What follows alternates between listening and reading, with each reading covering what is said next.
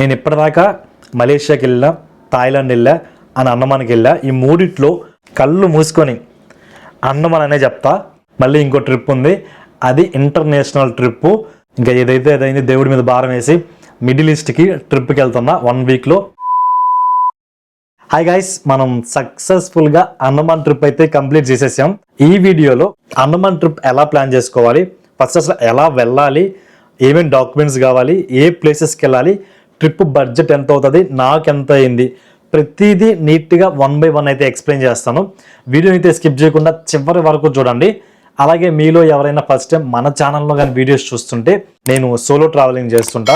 మొత్తం ప్రపంచం అంతా తిరిగి చూడాలి, అలాగే మీకు చూపించాలనేది నా డ్రీమ్. ఈ చిన్న ట్రావెలర్ని సబ్స్క్రైబ్ చేసి కొంచెం సపోర్ట్ అయితే చేయండి. ఇంకా ఎక్కువ ల్యాక్ చేయకుండా వీడియో స్టార్ట్ చేసేద్దాం. వీడియో స్టార్ట్ చేసే ముందు ఒక చిన్న లైక్, మీరు చేసే ఈ లైక్ నాకు చాలా అంటే చాలా పెద్ద సపోర్టివ్గా ఉంటుంది. So please like the video. చాలామంది అండమాన్ అంటే వేరే కంట్రీ అనుకుంటున్నారు. చాలా అంటే కొంతమంది, ఈవెన్ నా ఫ్రెండ్స్లో కూడా ఒక 2 అడిగారు నన్ను, అండమాన్ పోవాలంటే పాస్పోర్ట్ కావాలా అని. సో వాళ్ళ కోసం చెప్తున్నా, అండమాన్ వేరే కంట్రీ కాదు, మన ఇండియాలో భాగమే. కానీ ఇండియా కొంచెం దూరంగా ఉంటాయి సముద్రం మధ్యలో. సో మీకైతే పాస్పోర్ట్ అస్సలు అవసరం లేదు అండమాన్కి వెళ్ళాలంటే. జస్ట్ మీ ఆధార్ కార్డ్ మాత్రం ఖచ్చితంగా ఉండాలి. ఎలా వెళ్ళాలి? సో సముద్రం మధ్యలో ఉంటుంది కాబట్టి వెళ్తే ఫ్లైట్లో వెళ్ళాలి, లేదంటే షిప్లో వెళ్ళాలి. ఫ్లైట్లో అయితే జస్ట్ 2 hours, చెప్పాలంటే 1.5 hourకే వెళ్ళిపోతాం. హైదరాబాద్ నుంచి, కోల్కతా నుంచి, చెన్నై నుంచి, ఈవెన్ బెంగళూరు నుంచి కూడా మనకి అండమాన్కి డైరెక్ట్ ఫ్లైట్స్ ఉంటాయి. టికెట్ ప్రైస్ వచ్చేసి నేను బుక్ చేసుకున్నప్పుడు నాకు అరౌండ్ 11,000కి హైదరాబాద్ నుంచి అండమాన్ ఫ్లైట్స్ వచ్చాయి, అప్ అండ్ డౌన్. నెక్స్ట్ వచ్చేసి అసలు ట్రిప్ ఎలా ప్లాన్ చేసుకోవాలి, ఎన్ని డేస్ ఉండాలి, ఇది చాలా మందికి కన్ఫ్యూజన్. సో నేనేం చేస్తానంటే 3 days ట్రిప్ ఎలా ప్లాన్ చేయాలో చెప్తాను, 5 days ట్రిప్, అలాగే 7 days అయితే ఎలా ప్లాన్ చేయాలో చెప్తాను. సో ఫ్లైట్లో అనుకోండి, మీరు ఎర్లీ మార్నింగ్ స్టార్ట్ అవుతారు, లైక్ 6కి 7కి ఫ్లైట్స్ ఉంటాయి. మ్యాక్సిమం 9:30 10కి అంతా పోర్ట్ బ్లేయర్ ఎయిర్పోర్ట్లో దిగుతారు. సో అండమాన్లో ఉండేది ఒకే ఒక ఎయిర్పోర్ట్, అది కూడా పోర్ట్ బ్లేయర్లో ఉంటుంది. ఈ పోర్ట్ బ్లేయర్కి రీసెంట్గా నేమ్ కూడా చేంజ్ చేసినారు, శ్రీ విజయపుర అని. సో నేమ్స్ కన్ఫ్యూజ్ అవ్వద్దు, పోర్ట్ బ్లేయర్ అన్న విజయపుర అన్న ఒకటే. వన్స్ మీరు ఎయిర్పోర్ట్లో దిగాక ఎయిర్పోర్ట్ నుంచి బయటకు వచ్చి అక్కడే బ్రేక్ఫాస్ట్ అది కంప్లీట్ చేసుకొని ఒక ఆటో కానీ, మీరు కానీ సోలో వెళ్తుంటే మ్యాక్సిమం ఆటో ప్రిఫర్ చేయండి. లేదు మీరు ఒక 4-5 members ఉంటే కారు, బయటనే క్యాబ్స్ ఉంటాయి, అది తీసుకొని వెంటనే పోర్ట్ బ్లేయర్లో ఉన్న జైలుకి వెళ్ళిపోండి. అండమాన్ జైలు అంటే ది మోస్ట్ ఫేమస్ అనమాట. మనం చాలా సినిమాల్లో కూడా చూస్తుంటాం. మీకు ఒక డిఫరెంట్ ఎక్స్పీరియన్స్ ఉంటుంది. జైలుని మాత్రం అస్సలు మిస్ చేయొద్దు గైస్. 2 hours అయిపోతుంది. ఎయిర్పోర్ట్ నుంచి ఒక 10-15 నిమిషాల్లో జైలుకి వెళ్ళిపోతారు. అక్కడ ఎంట్రీ ఫీ ఒక 30 నుంచి 50 రూపీస్ ఉంటుంది. నేను వెళ్ళినప్పుడు 35 సంథింగ్ ఉండింది. జైలు చూసుకొని బయటకు వచ్చి అక్కడి నుంచి మళ్ళీ ఆటో తీసుకొని జెట్టి, అదే పోర్ట్కి అయితే వెళ్ళిపోండి. అక్కడి నుంచి Havelock island 2 hours journey. Maximum మీకు మార్నింగ్ బోట్స్ ఉంటాయి, ఆఫ్టర్నూన్ బోట్స్ కూడా ఉంటాయి. సో మీరు అండమాన్కి వెళ్ళే ముందే ఈ బోట్స్ బుక్ చేసుకోండి. క్రూజ్ బోట్ అంటే నార్మల్ చిన్న బోట్ కాదు, కొద్దిగా పెద్దదే క్రూజ్ షిప్స్ అన్నీ ఉంటాయి. సో మీరు ప్లాన్ చేసుకున్నప్పుడే మీరు ఏ రోజైతే ఎయిర్పోర్ట్లో దిగుతారో, అది అండమాన్లో దిగుతారో, అదే రోజు మధ్యాహ్నంగా మీరు ఈ క్రూజ్ బుక్ చేసుకోండి పోర్ట్ బ్లేయర్ నుంచి హ్యావ్లాక్ ఐలాండ్కి. సో బోట్ జర్నీ వచ్చేసి ఒక 2 hours ఉంటుంది. మిమ్మల్ని 3:30-4కి అంతా హ్యావ్లాక్ ఐలాండ్లో దించేస్తారు. సో హ్యావ్లాక్ ఐలాండ్లో బయటకి రాగానే పోర్ట్ నుంచి మీకు అక్కడే బైక్ రెంటల్స్ అని ఉంటాయి. మీరు పోర్ట్ దగ్గర తీసుకోకుండా కొంచెం ముందుకు వచ్చినాక ఒక టెంపుల్ ఉంటుంది రైట్ సైడ్లో. అక్కడ కానీ మీరు రైట్లో కొంచెం ముందుకు వెళ్తే అక్కడ ఒక బోర్డు ఉంటుంది. మీరు నా వీడియోస్ చూడండి, మీకు తెలుస్తుంది ఎక్కడ బైక్ రెంటల్స్ తీసుకోవాలి, ఎంత ప్రైస్ ఉంది. మొత్తం నాకు పర్ డేకి 500 తీసుకున్నారు హ్యావ్లాక్లో. సో ఇంకా బోర్డు దిగి ఒక 2 బైక్ తీసేసుకొని స్కూటీ, తర్వాత డైరెక్ట్గా మీ హోటల్కి వెళ్ళి చెక్ ఇన్ చేసేసి కాసేపు రెస్ట్ తీసుకొని ఇంకా వెంటనే రాధానగర్ బీచ్కి వెళ్ళిపోండి. Day 1 సన్సెట్ అద్భుతంగా ఉంటుంది రాధానగర్ బీచ్లో. సో అస్సలు మిస్ చేయొద్దు గైస్. సో వెళ్ళిపోండి రాధానగర్ బీచ్కి. ఈవినింగ్ 6 దాకా బీచ్లో ఉండండి. బీచ్ బయటనే మీకు హోటల్స్ అవి ఉంటాయి, ఇంకా షాపింగ్ ఉంటుంది, స్ట్రీట్ షాపింగ్. అక్కడే మంచిగా ఫుడ్ తినేసి సాయంత్రంగా ఒక 7-8 ఆ టైంకి ఇంకా రూమ్కి వచ్చేసి పడుకోండి. Day 1 అలా కంప్లీట్ అయిపోతుంది. ఓన్లీ మీరు ఎక్స్ప్లోర్ చేసేది Andaman jail, Radhanagar beach Day 1లో. సో ఇంకా Day 2 మీరు మార్నింగ్ త్వరగా కానీ లేగలిగితే కాలాపతార్ బీచ్ అని ఉంటుంది. అక్కడ sunrise the best. So అండమాన్లో మ్యాక్సిమం 5:35కే సన్ రైజ్ అయిపోతుంది. మ్యాక్సిమం త్వరగా లేచి వెళ్ళడానికి ట్రై చేయండి. కాలాపతార్ బీచ్కి వెళ్ళిపోండి. అక్కడ ఒక 1 hour టైం స్పెండ్ చేయండి సన్ రైజ్ అది చూసుకొని. తర్వాత ఇంకా రూమ్కి వచ్చేసి బ్రేక్ఫాస్ట్ చేసుకొని అక్కడి నుంచి డైరెక్ట్గా ఎలిఫెంటా బీచ్కి వెళ్ళిపోండి. అండమాన్ మొత్తంలో the best water activities place ఎక్కడన్నా ఉంది అంటే అది ఎలిఫెంటా బీచ్. ఈ ఎలిఫెంటా బీచ్లో లంచ్ ఆప్షన్స్ అంటే ఫుడ్ ఆప్షన్స్ చాలా తక్కువ ఉంటాయి, బట్ ఫ్రూట్స్ స్నాక్స్ ఇవి మాత్రం ఎక్కువ ఉంటుంది. సో దాన్ని బట్టి ప్లాన్ చేసుకోండి. నన్ను అడిగితే ఆఫ్టర్నూన్ ఒకేసారి లంచ్ చేసుకుని అప్పుడు వెళ్ళండి. కొద్దిగా సమ్మర్లో కాబట్టి ఎండలు ఎక్కువ ఉంటాయి, నార్మల్ టైంలో అంతేం ఉండదు. సో మంచిగా అన్ని వాటర్ యాక్టివిటీస్ ట్రై చేయండి. కొద్దిగా ఖర్చు అయితే ఉంటుంది, లైక్ ఈ పారాగ్లైడింగ్ అయితే 3500, ఇంకా స్నోర్కలింగ్ ఉంటుంది, speed boat, banana ride, submarine ఉంటుంది, చాలా రకాల వాటర్ యాక్టివిటీస్ అయితే ఉంటాయి. సో డే 2 అంతా మీరు కాలాపత్తర్ బీచ్ అలాగే ఈ ఎలిఫెంటా బీచ్లో టైం స్పెండ్ చేస్తారు. సో ఇంకా డే 3 హ్యావ్లాక్ నుంచి నీల్ ఐలాండ్కి వెళ్ళిపోండి క్రూజ్లోనే. సో ఇవన్నీ మీరు ముందుగా బుక్ చేసుకోవాలి. పోర్ట్ బ్లేర్ నుంచి హ్యావ్లాక్కి, హ్యావ్లాక్ నుంచి నీల్కి. డే 3 నీల్కి వెళ్ళండి, నీల్ ఐలాండ్కి. ఈ నీల్ ఐలాండ్ని షాహిద్ ద్వీప్ అని కూడా పిలుస్తారు. మార్నింగ్ క్రూజ్లోనే నీల్ ఐలాండ్కి వెళ్ళిపోయి పోర్ట్ దగ్గరే స్కూటీలు రెండుకుంటాయి, అక్కడ స్కూటీ తీసుకొని ఇంకా మీ హోటల్కి వెళ్ళిపోయి చెక్ ఇన్ చేసేసి బ్యాగ్లో పడేసి కాసేపు రెస్ట్ తీసుకొని ఆఫ్టర్నూన్ లంచ్ అది చేసుకొని తర్వాత భరత్పూర్ బీచ్కి వెళ్ళండి ఫస్ట్. ఇన్ కేస్ మీరు హ్యావ్లాక్ ఐలాండ్లో వాటర్ యాక్టివిటీస్ కానీ చేయకపోతే భరత్పూర్ బీచ్లో కూడా స్నోర్కలింగ్, స్కూబా డైవింగ్ ఉంటుంది, ట్రై చేయండి. కొద్దిగా కాస్ట్లీ ఉంటుంది. సో భరత్పూర్ బీచ్లో కాసేపు టైం స్పెండ్ చేశాక తర్వాత డైరెక్ట్గా లక్ష్మణ్పూర్ బీచ్కి వెళ్ళిపోండి. ఈ లక్ష్మణ్పూర్ బీచ్లో 2 ఉంటాయి, ఒకటి సన్సెట్ స్పాటు, ఇంకోటి న్యాచురల్ బ్రిడ్జ్. సో ఫస్ట్ మీరు సన్సెట్ స్పాట్కి వెళ్ళకుండా అంటే ఒక 3 ఆ టైంలో వచ్చేసి న్యాచురల్ బ్రిడ్జ్ దగ్గరికి వెళ్ళండి. ఈ బ్రిడ్జెస్ కూడా 2 ఉంటాయి, బ్రిడ్జ్ 1, బ్రిడ్జ్ 2, ఒకటి పెద్దది ఒకటి చిన్నది. చాలా అంటే చాలా అద్భుతంగా ఉంటాయి ఈ న్యాచురల్ బ్రిడ్జ్, అస్సలు మిస్ చేయొద్దు. సో అక్కడికి వెళ్ళి ఒక 1 or 2 hours అక్కడ స్పెండ్ చేసి న్యాచురల్ బ్రిడ్జ్ దగ్గర తర్వాత సన్సెట్ టైంకి ఇంకొక ప్లేస్కి వచ్చేసేయండి. సన్సెట్ వ్యూ పాయింట్ అని అడిగితే చెప్తారు, అక్కడ వచ్చి కూర్చొని హ్యాపీగా సన్సెట్ చూసుకోండి. అండ్ ఈవినింగ్ 6 తర్వాత ఈ ప్లేస్లో ఇది సన్సెట్ స్పాట్లోనే కొన్ని టెలిస్కోప్స్ అవి పెట్టుకో ఉంటారు. సో 6 నుంచి 7కి ఒక స్లాట్ ఉంటుంది, 7 నుంచి 8కి ఒక స్లాట్, అంటే 2 స్లాట్స్ ఉంటాయి. ఏం చేస్తారంటే అక్కడ స్టార్ గేజింగ్ ఉంటుంది, మనం ఆ టెలిస్కోప్స్ ద్వారా ఆకాశంలో నక్షత్రాలని అలాగే గ్రహాలని చూడొచ్చు. మీకు ఒక మంచి ఎక్స్పీరియన్స్ ఉంటుంది స్టార్ గేజింగ్, దానికి ఒక 400 ఛార్జ్ చేస్తారు. సో ఖచ్చితంగా ట్రై చేయండి, అంటే మళ్ళీ వెళ్ళం కదా, చాలా మంచిగా అనిపిస్తుంది. అండ్ అక్కడే ఆ స్టార్ గేజింగ్ అయిన వెంటనే పక్కనే మీకు స్ట్రీట్ ఫుడ్ ఆప్షన్స్ కూడా చాలా ఉంటాయి. సో అక్కడే స్ట్రీట్ ఫుడ్ తినేసి ఇంకా రూమ్కి వచ్చి పడుకోండి. సో ఇంకా డే 4 మార్నింగ్, అంటే ఇది 3 nights 4 days ప్లాన్.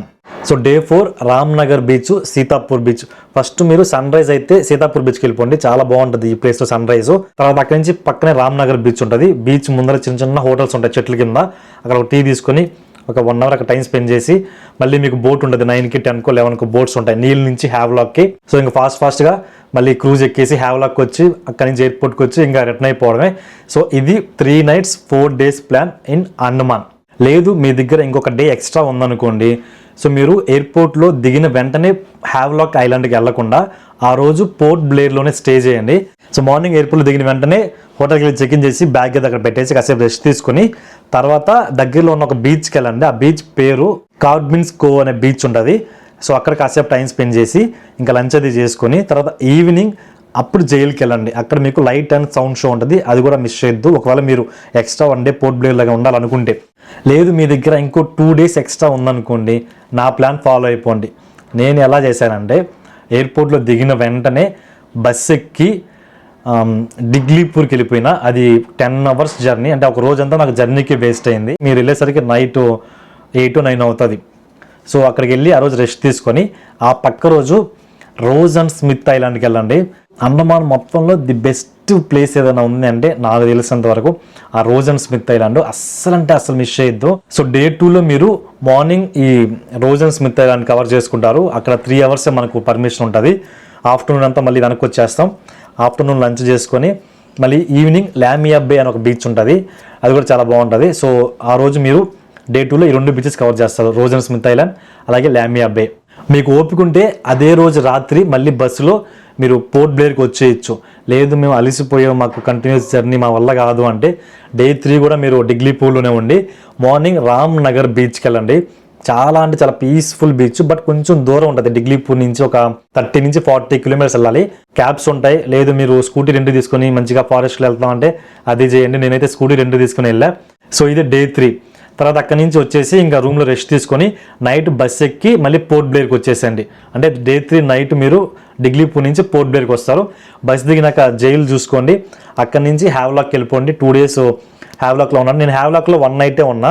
3 nights మీరు డిగ్లీపూర్లో స్టే చేస్తారు, 2 nights హ్యావ్లాక్లో, 1 నీల్, అంటే 6 nights 7 days ప్లాన్. నన్ను అడిగితే పర్ఫెక్ట్ అనమాట అండమాన్కి. ఇంకా ఒక ఎక్స్ట్రా డే ఉందనుకోండి, 7 nights 8 days పోర్ట్ బ్లేర్లో స్పెండ్ చేయండి. ఏంది డేస్ పెంచుకుంటూ పోతాను అనుకుంటున్నారా? చెప్పాలంటే ఇంకా చాలా సరిపోదు మీకు అండమాన్లో చూడాలనుకుంటే. బట్ ఇంకేం చేస్తాం, అక్కడికి ఆపుకోవాలి. అంటే మీకున్న డేస్ని బట్టి మీ బడ్జెట్ని బట్టి ప్లాన్ చేసుకోండి. అది కంప్లీట్ ప్లాన్ నేను మొత్తం డిస్క్రిప్షన్లో ఇస్తాను. ఎలా వెళ్ళాలి, ఏ టైంకి ఎక్కడికి వెళ్ళాలి అంతా ఉంటే చూడండి. అండ్ లాస్ట్గా main important thing budget guys. నాకు flight tickets up and down Hyderabad నుంచి 11,000కి వచ్చినాయి, మొత్తం నోట్ చేసుకుంటా. ఆ తర్వాత హోటల్ స్టేస్, నేను టోటల్గా 5 nights 6 days ఉన్నా. నాకు ఈ 5 nightsకి హోటల్స్ అటు ఇటుగా 10,000 దాకా అయినాయి. ఎందుకంటే ఆ నీళ్ళు హ్యావ్లాక్లో హోటల్ ప్రైజెస్ కొంచెం కాస్ట్లీ ఉంటుంది. ఇంకా ఆ తర్వాత ఫుడ్, అండమాన్ ఎలాగో ఇండియాలో భాగమే కాబట్టి కొంచెం ఫుడ్ తక్కువకే దొరుకుతుంది, ఒక 5,000 ఫుడ్కి. ఆ తర్వాత నాకు ఎక్కువ ఖర్చు అయింది ఎంట్రీ టికెట్స్, అలాగే బోట్ టికెట్స్. ఇప్పుడు మనం డిగ్లీపూర్లో రోజన్ స్మిత్కి వెళ్ళాలంటే ఖచ్చితంగా ఎంట్రీ టికెట్ తీసుకోవాలి, అదొక 12,000 దాకా ఉంటుంది. సారీ 1,200 నుంచి 2,000 మధ్యలో, అంటే నెంబర్ ఆఫ్ పర్సన్స్ని బట్టి ప్రైస్ చేంజ్ అవుతూ ఉంటుంది. నాకు ఒక 1,200 పడింది. తర్వాత పోర్ట్ బ్లేర్ నుంచి హ్యావ్లాక్ క్రూజ్ వెళ్తాం కదా, దానికి ఒక 1,500, హ్యావ్లాక్ నుంచి నీల్కి ఒక 1,500, ఈ నీల్ నుంచి పోర్ట్ బ్లేర్కి ఒక 1,000, ఈ ట్రాన్స్పోర్ట్ మొత్తం అన్నిటికి కలిపి ఒక 8,000. అందుకే లాస్ట్ వాటర్ యాక్టివిటీస్, ఇది ఆప్షనల్. నేను కొన్ని యాక్టివిటీస్ అయితే ట్రై చేసిన, పారాగ్లైడింగు, స్పీడ్ బోటు, వాటికి ఒక 5,000 అయింది. నాకు 5 nights 6 daysకి అండమాన్లో ఖర్చు అయింది 39,000, మొత్తం 40 అనుకోండి.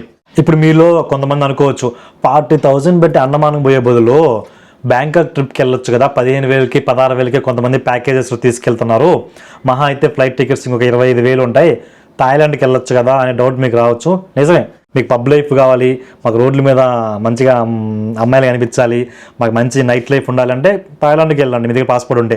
లేదు నా దగ్గర పాస్పోర్ట్ లేదు, నేను ఒక్కసారి నా ఫ్లైట్ ఎక్కాలి, నాకు నేచర్ అంటే చాలా ఇష్టం, బీచెస్ అంటే ఇష్టం, ఐలాండ్స్ అంటే ఇష్టం అంటే మాత్రం కళ్ళు మూసుకొని అండమాన్కి వచ్చేయండి గైస్. నిజం చెప్తున్నా, మీకు ఒక డిఫరెంట్ ఎక్స్పీరియన్స్ ఉంటుంది అండమాన్. నేను ఇప్పటిదాకా మలేషియాకి వెళ్ళా, థాయిలాండ్ వెళ్ళా, అని అండమాన్కి వెళ్ళా. ఈ మూడిట్లో నన్ను ఎవరైనా ఏది సజెస్ట్ చేస్తావు ఒక 40 నుంచి 50,000 బడ్జెట్లో అంటే కళ్ళు మూసుకొని అండమాన్ అనే చెప్తా. సో అది గైస్, అండమాన్ సంబంధించిన budget and trip plan. Video ఎలా అనిపించిందో కింద కామెంట్ చేయండి. మనకి ఇంకొక 1 weekలో మళ్ళీ ఇంకో ట్రిప్ ఉంది, అది ఇంటర్నేషనల్ ట్రిప్పు. ఇన్ని రోజులు బీచ్లు అడవులు చూసి కొంచెం బోర్ కొట్టుంటుంది, అంటే థాయిలాండ్, మలేషియా, అండమాన్ కొంచెం సిమిలర్గానే ఉంటాయి. అందుకే ఈసారి కొద్దిగా డిఫరెంట్గా ఎడారి దేశంకి వెళ్తున్నా. ఆల్రెడీ ఒక పక్క యుద్ధం జరుగుతుంది, ఈ యుద్ధం టైంలో మనం మిడిల్ ఈస్ట్కి ట్రిప్కి వెళ్తున్నాం. ఎందుకు అంటే నేను ఎప్పుడో 5 నెలల క్రితం టికెట్లు బుక్ చేసుకున్నా. మన దరిద్రం బాగాలేక ఈ మధ్యలో వార్ స్టార్ట్ అయింది, టికెట్లు క్యాన్సిల్ చేద్దామంటే అవ్వలేదు. సో ఇంకా నేను క్యాన్సిల్ చేస్తే నాకు బొక్క, ఇంకా ఏదైతే అదైంది దేవుడి మీద భారం వేసి మిడిల్ ఈస్ట్కి ట్రిప్కి వెళ్తున్నా 1 weekలో. ఆ వీడియోస్ కూడా వస్తాయి, అవి కూడా చూడండి. ఇంకా చాలా యాక్చువల్లీ ఈ ఇయర్ నాకు చాలా పెద్ద ప్లాన్ ఉంది, నేను అదొక సపరేట్ వీడియో ఎక్స్ప్లెయిన్ చేస్తాను. సో అది గైస్, వీడియో ఎలా అనిపించిందో కింద కామెంట్ చేయండి. వీడియోకి నచ్చితే ప్లీజ్ లైక్ చేయండి. మీ ఫ్రెండ్స్ అండ్ ఫ్యామిలీ మెంబర్స్ ఎవరైనా కానీ అండమాన్ ట్రిప్ ప్లాన్ చేస్తుంటే వాళ్ళకి ఈ వీడియోని షేర్ చేయండి, ఖచ్చితంగా యూస్ఫుల్ అవుతుంది. అండ్ డిస్క్రిప్షన్ చెక్ చేయండి, మొత్తం పెడతాను. సరే మరి ఉంటా, బాయ్ ఫ్రమ్ హైదరాబాద్.